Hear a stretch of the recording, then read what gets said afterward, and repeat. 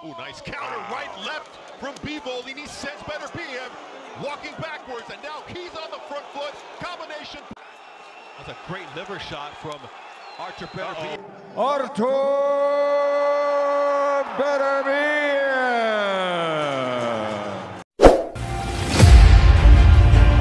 Tanggal 12 Oktober tahun 2024 telah menjadi hari yang paling bersejarah dalam perjalanan karir tinju profesional seorang Artur Beterbiev.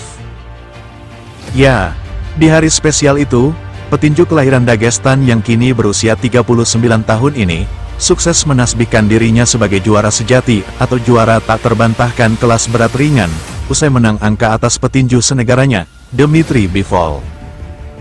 Yang luar biasanya lagi, kemenangan bersejarah ini diukir oleh Beterbiev di Arab Saudi, selaku negara pemilik dua kota suci bagi umat Islam, yakni Mekah dan Madinah.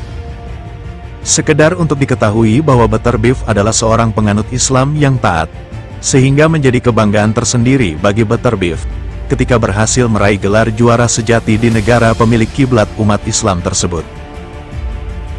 Sayangnya, kemenangan bersejarah Artur Beterbiev tersebut sedikit ternoda, karena sebagian kalangan justru menganggap jika Raja KO kelas berat ringan ini tidak layak menjadi pemenang pertarungan. Beragam kecurigaan pun muncul, yang salah satunya adalah dugaan adanya konspirasi di balik hasil pertarungan tersebut. Dan kami pun cenderung setuju akan hal ini, terlepas kami sendiri adalah pengagum Artur Beterbiev. Mengapa demikian? Siapa dalangnya dan apa motif di balik konspirasi tersebut? Jika kita kembali melihat pertarungan Beterbiev versus Bivol tanggal 12 Oktober lalu, terlihat jelas jika Bivol lebih unggul ketimbang Beterbiev, terutama di ronde-ronde awal.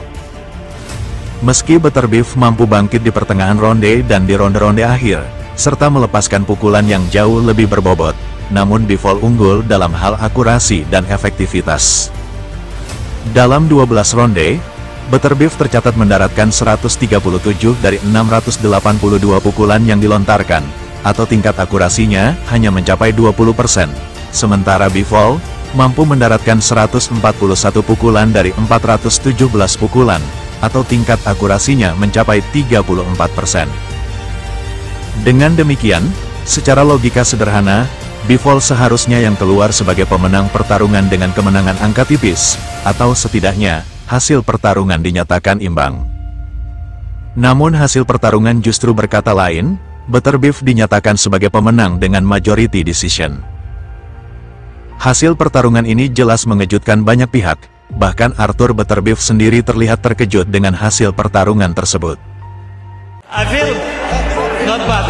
I did not good today. I want more good box today, but more quality, you know. I don't know why, but I didn't like this fight, but I'll be better one day. Alhasil, tudingan adanya konspirasi untuk memenangkan Beterbiev dalam laga tersebut kian merebak, apalagi banyak pihak yang secara terbuka mengkritik hasil pertarungan tersebut. Terus benarkah ada konspirasi? Siapa dalangnya dan apa motif di balik konspirasi tersebut?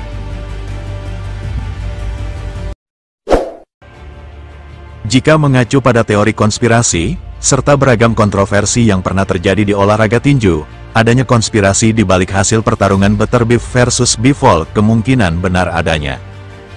Dan setidaknya ada 3 motif yang kemungkinan mendorong adanya konspirasi di balik hasil pertarungan tersebut. Yang pertama adalah motif ekonomi atau bisnis. Tujuannya adalah untuk menaikkan nilai jual pertarungan, serta meningkatkan daya tarik penonton pada laga rematch. Motif ini kemungkinan besar menjadi faktor utama mengapa duel Beterbiev versus Bivol berakhir kontroversi. Hal ini wajar mengingat hampir semua kelas tinju saat ini, tidak ada petinju yang terlibat rivalitas sengit yang mampu menarik animo penonton, pasca rivalitas sengit antara Tyson Fury versus Deontay Wilder beberapa tahun belakangan. Dengan predikat Beterbiev dan Bivol sebagai petinju kelas berat ringan terbaik saat ini, rivalitas keduanya tentu akan menjadi pendulang pendapatan bagi promotor maupun badan tinju dunia. Dengan mengemas pertarungan keduanya tanpa klausul rematch, maka desakan untuk dilakukan duel rematch akan sangat besar. Belum lagi wacana rematch justru sudah muncul sebelum pertarungan, di mana Ketua Asosiasi Hiburan Umum Arab Saudi, Turki Al-Asih, sudah memberitahu promotor Bivol Eddie Hearn bahwa laga akan dilakukan rematch apabila berakhir kontroversi.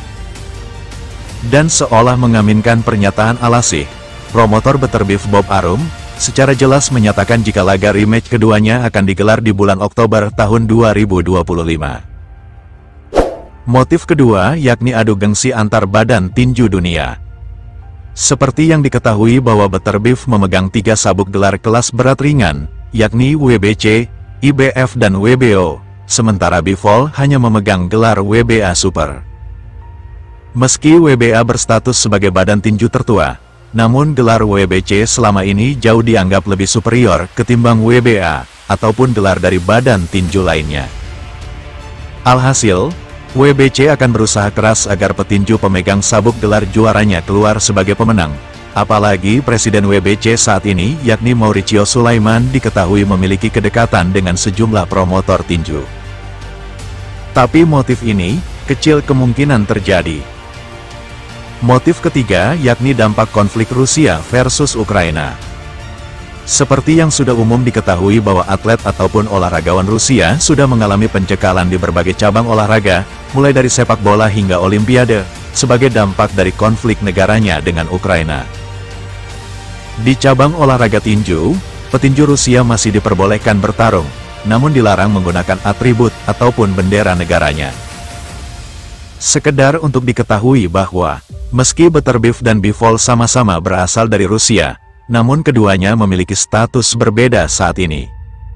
Jika Bivol masih murni sebagai warga negara Rusia, Butterbeef sudah menggunakan paspor Kanada dalam beberapa pertarungan terakhirnya, terutama sejak meletusnya konflik Rusia versus Ukraina. Olehnya itu, memenangkan Butterbeef dengan pertimbangan paspor Kanadanya, mungkin saja iya, namun faktor ini kontradiksi dengan situasi pasca pertarungan, di mana Butterbeef merayakan kemenangannya bersama Presiden Chechnya Ramzan Kadyrov, selaku pihak yang terlibat langsung dalam konflik Rusia versus Ukraina. Dari ulasan kami tadi, kami menyimpulkan bahwa dugaan konspirasi di balik hasil pertarungan Butterbeef versus Bivol kemungkinan besar benar adanya, dan motif ekonomi serta menaikkan rating tinju dengan menciptakan rivalitas baru di dunia tinju adalah faktor utamanya. Terus bagaimana menurut Anda boxing lovers semuanya?